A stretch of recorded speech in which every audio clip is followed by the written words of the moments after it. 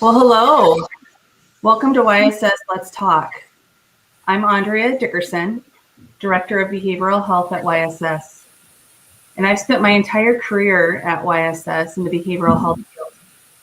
I've spent time in both outpatient and residential treatment programs. So I'm really excited to spend some time talking with you guys and sharing information about one of our newest programs, Crisis Stabilization. But before we jump into details about crisis stabilization, I am excited to have my three colleagues here who play very pivotal roles in the program. And I'm going to have each of them introduce themselves. Okay? Hi, everybody. My name is Meg Ragner. I'm the coordinator at YSS in family development and self-sufficiency. And one of my certifications is as a family team decision meeting facilitator. And I'm very proud to be part of this group and that helps to serve families. Thanks, Peg. Beth? Hi, I'm Beth Bachman Caulfield, and I'm a behavioral health skills counselor here at YSS. Awesome, thank you. And Emily? I'm Emily Rebollozo, and I'm the Child Welfare Emergency Services Program Director for YSS. Awesome. And I'll just say, if you have questions as we're talking about crisis stabilization, please put them in the comments and we'll address them as we go or at the end. So it is common for youth to experience mental health concerns. I think adolescence is such a difficult time just in general. But sometimes these concerns can really turn into a crisis for both the individual and their family. And this isn't something that's new since COVID, but we do know that COVID has really impacted some of our youth's ability to function. Just the other day, I was talking to some of the residential adolescents. So adolescents in our residential programs here at YSS for substance use, and they all consistently said, when COVID hit and they stopped going to school, their using got completely out of control. And these individuals, it got so bad that they had to come to treatment. So for youth and families, as they are in crisis, it's really crucial to quickly respond and surround them with supports to help hopefully prevent that crisis from getting worse. And the sooner we can get that individual and their family with counseling or treatment and whatever they need, the better the chances are that the crisis will not evolve into something more chronic. Emily, please share what crisis stabilization is and how it can kind of bridge this gap. Yeah, so crisis stabilization, kind of like you said, it is bridging the gap. So mental health services, especially for children in Iowa, have become slim or hard to even get into. And so as we also kind of went through COVID, we saw extended periods of time to even get your first appointment. And so crisis within the home, because we're home and we're all together, is happening also a lot more because we just weren't typically not going anywhere, not doing anything. And so crisis stabilization has really helped to bridge that gap by creating separation. So when a child comes into shelter, they do get 24 hours for up to 14 days of separation. And that really helps the family and the child to just kind of calm down and step back from the crisis. But the biggest piece is that it initiates these other services that we have to offer. And before the child would leave shelter, they'd already be started. And that's really the gap that we're missing. A lot of times when something happens, we can give a referral, we give a number, we give an email, we give a something, and nothing's ever really started and initiated. And so this approach is strength-based, is trauma-informed, and it's family-centered. And so we make sure that the child and their family really leave after they're stabilized with already services in place and a plan for continued services once they're done with their shelter stay. Wow. So it sounds very comprehensive. What all is included in the program? Yes, and so when a child comes into the program, we first start with a screening tool. So anyone who is having any type of crisis at home would call Rosedale Shelter, and I believe the number is scrolling through the bottom, or will be soon if it's not. And they can just, say, we're experiencing crisis. We're interested in Crisis Stabilization Program, and talk to any of the wonderful staff who answer the phone. And they will go through some steps of taking down information of what's going on, where you live, age, all those kind of demographic information to kind of pinpoint what's happening. From there, I mentioned before, a 24-hour stay for up to 14 days. And so the youth does live essentially at the shelter to create that space and that time away for the family to kind of pause, take some deep breaths, and just really be able to look at what's going on. Because sometimes when we're all around each other, it's too much. And so adding that separation has been a big piece to the puzzle of separating, getting everything scheduled, and then moving forward.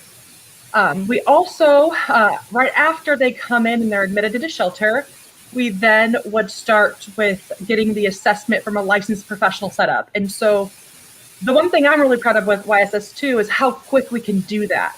I send an email when someone's coming to the full team here that's present really, and we kind of just start getting everything initiated. And we've been able to successfully get kids scheduled the same day or the next morning for their licensed professional mental health assessment. And that is probably unheard of, because most of the time you're going to call a clinic and take a while. And so that gets done right away. And from there, we can start making recommendations.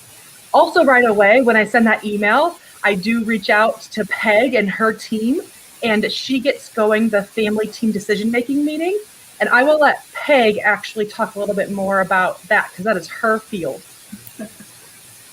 Thank you, Emily. And as Emily was talking about using the strengths of the family, that is a lot of what goes into a family team decision meeting. So one of the main goals of this is for the family to be able to share their story, to be able to talk about this is what's happened, and to put together their team. So their team might be a minister. It might be people outside of the mental health profession that we may not think about. The family may have best friends that they want involved in this, as well as other sport professionals. So the family decides the purpose of the meeting. The family decides who the team is. And we get together with the family behind the scenes and talk to them about what they want those things to be. And we prepare them for the team. And then the family tells us who the team is. Mm-hmm. So it really is centered around the family and their strengths. And that's what we focus on, is how can we build on those support systems they already have. They may be very well surprised about the things that they've already done. And because of the crisis, they underestimate all the efforts they've already done. And it's just such a gift to be able to share with them, let's talk about the strengths that you do have. Let's talk about everything that's happened up to this point, because they've typically already done some hard work to get things moving in the right direction, and we can help piece that together. And when the whole team is put together and the family gets to share what their experience has been, that can be such an uplifting thing for the family. Thanks, Peg. And because that process is so comprehensive, I mean, you contact so many people to get everyone organized and together and whoever they want in their team. We continue to have other services in play or going at the same time, while Peg and her team are kind of working on setting that up and scheduling it for near the end of the child's stay in shelter. And so after we do that initial assessment, we then will have a combination of individualized services that are kind of recommended or included from that assessment. And that will always include the family therapy and individual therapy. But then another additional piece to this is the behavioral health intervention services that we call BHIS, that Beth and her team kind of work on. Yes. So behavioral health intervention services, I'm a behavioral health intervention services provider. And so as a counselor, I meet with the teenager individually and then with their family. And we meet 2 to 3 times each week that they're part of the Crisis Stabilization Program. And we work on skills. We help to build on the strengths that they bring and then help them build additional skills. So those skills may include effective communication skills, helping them to listen to each other and talk to each other, helping them to build a connection between their feelings and their behavior, and help them to develop clear family expectations and home rules. In a typical session, I began in the first session with building rapport with the teenager and with the parents and guardians, and get to know them and find out their interests and find out what skills they want to work on and what they want to be different in their family and what they're willing to do to bring about those changes. In the next session, then we would identify and practice those new skills. So if that skill is effective communication, then I would give them feedback about how I observe them communicating with each other, and then teach them some new skills, some new ways to communicate with each other. Maybe through conversation and through skill building activities. And it's important that the parent or guardian is a part of those sessions because the teenager then hopefully goes home and they then need to practice those skills with each other. And so they practice those in the sessions and then are more prepared to be able to do that when they go home. Yeah, and so throughout Beth doing her BHIS 2 and the child in shelter, they will have a couple sessions a week. It could be individual or family, and they're just constantly meeting. And so that's why we really talk about how comprehensive and just wraparound service that this is they're constantly getting some type of intervention, counseling, or family therapy. Something is happening at all times to keep the family and the child really engaged and working on and through their crisis. Some other things that we may have to offer would be substance abuse therapy. If that's something that comes up in that assessment, we could definitely make a referral. We have substance abuse therapists and services through YSS, so we could do that. We also have medication management through YSS. So if we feel maybe there needs to be a change or we need to look at possible medications, or we could even refer back to their own medication provider if they have someone different and say, hey, maybe we need to take another look at what's going on with meds. And then we also have referrals to supports just to promote overall well-being. So that could be after school is really hard. Well, maybe we need to recommend for an after-school program or something that would keep the child engaged. So there's a lot of other referrals that can come from that, and something that we try to take a holistic approach to as well. Also included is our transition and discharge planning. So a lot of these services, Beth and the therapist would stay engaged after discharge from shelter. And so while shelter stay is only 14 days, the idea is that these continue going.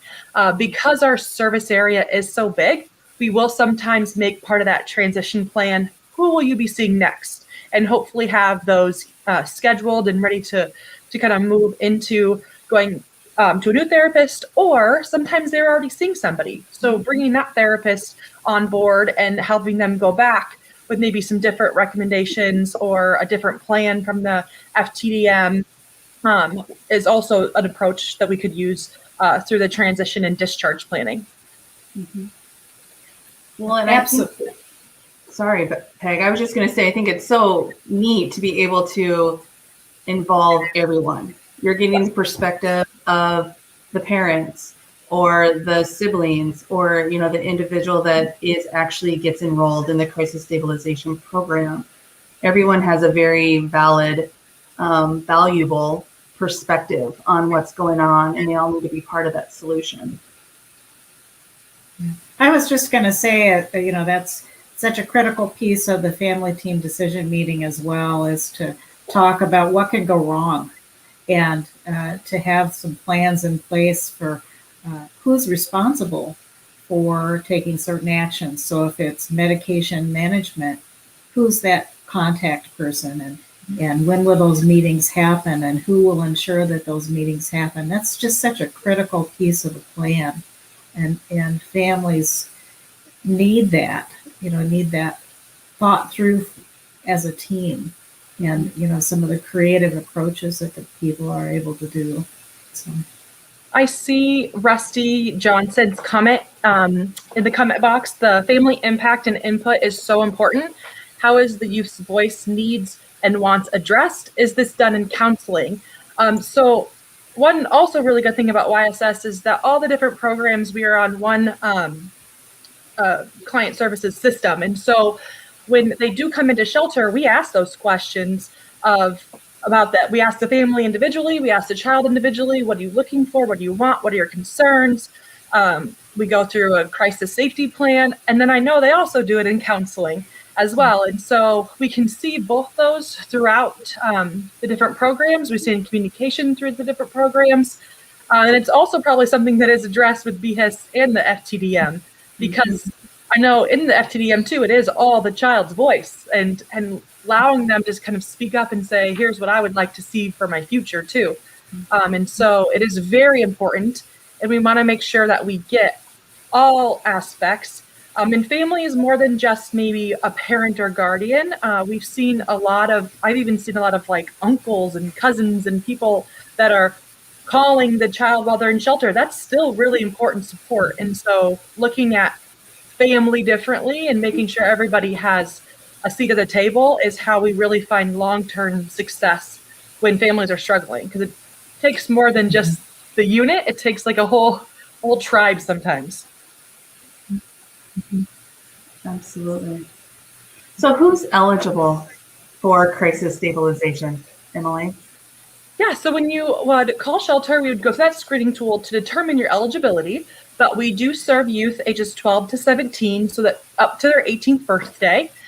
They do have to be non-system involved, which means no formal involvement with Department of Human Services, DHS, or Juvenile Court Services. And so they could not have any at all involvement. So we make sure that we clarify that before. The youth can also not currently be suicidal or homicidal, and they need to be experiencing an urgent mental health, behavioral health, substance abuse, or medication management crisis.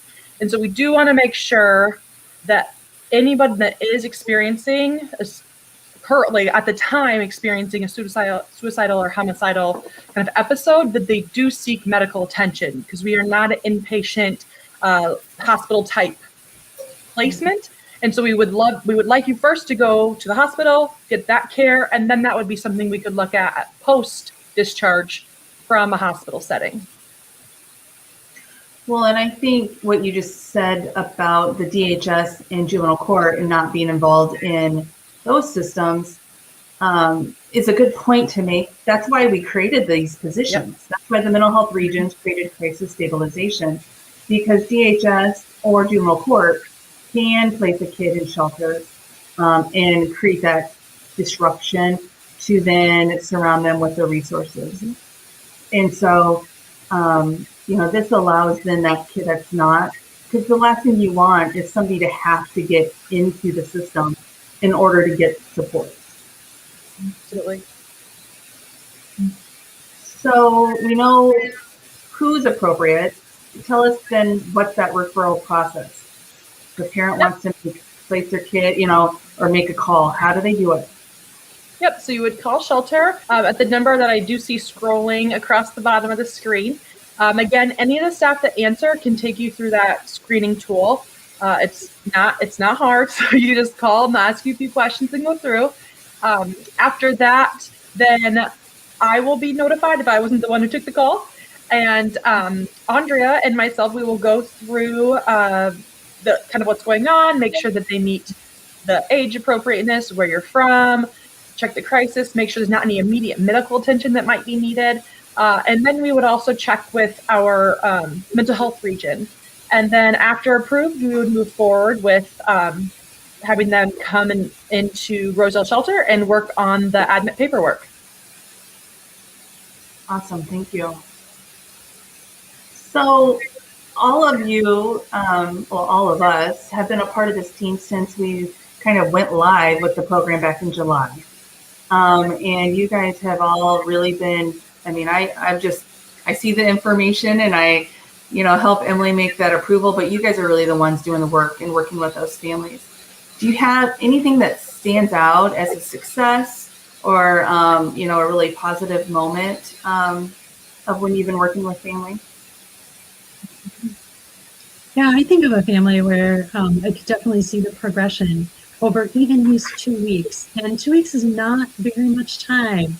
But I think of one particular family where the teenager had run away from home. And so when the teen came into the program, they were really angry. The parents were scared. And just over those 2 weeks, I could see the progression of the family growing and being willing and able to talk to each other and listen to each other in some new ways. And then the teen was ready to go home, and the parents felt just a little bit more equipped with some more skills. Oh, that's great. Yeah, and I can tell you that a lot of the families that we've worked with on the family team decision meeting just appreciate being heard, and the youth being heard, and then hearing about the strengths, because it is strength focused, being recognized for all the hard work, because a lot of times there's guilt, and the family feels unempowered instead of empowered, and that changes over time and with the work that they've done, which is just a really nice thing for the family to experience, especially after a crisis. Very much. I think it's ways that we can all just walk alongside them in the midst of this real crisis time. I like that. Yeah, Absolutely. they're the experts of, you know, they're the experts of their lives. You know, it's not that we might have, you know, initials or a degree, but they're the experts. And so, yeah, walking alongside, that's exactly. Yeah. A success that we've seen in shelter, we just had a young girl who experienced some significant bullying, you know, and school is hard. I keep saying to my own children, I would not want to be back in high school or middle school. It's hard, especially with COVID. And so with all the bullying, the child started to have some mental health and behavioral concerns, and the parents tried everything. And so sometimes I think parents asking for help, they feel like maybe judged or oh, I'm trying. Well, these parents were trying, and they just couldn't seem to get everything all together that was working. And so when the child came in, we saw no behaviors, zero. I think it was kind of like, oh, a wake-up call and a time to separate and to self-reflect, both for the parents and for the child.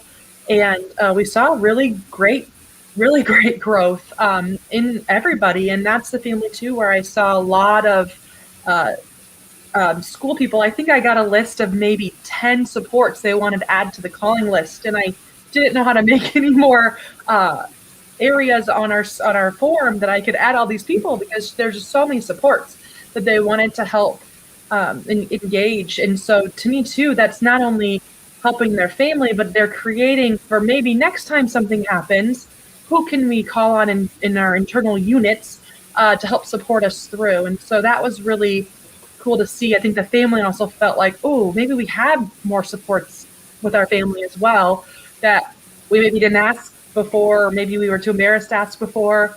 And so for everybody, it seemed like a really great outcome. And they actually ended up picking her up before the 14 days because they were just like, we're ready. So it was great all around. Yeah, it doesn't have to be a full 14 days.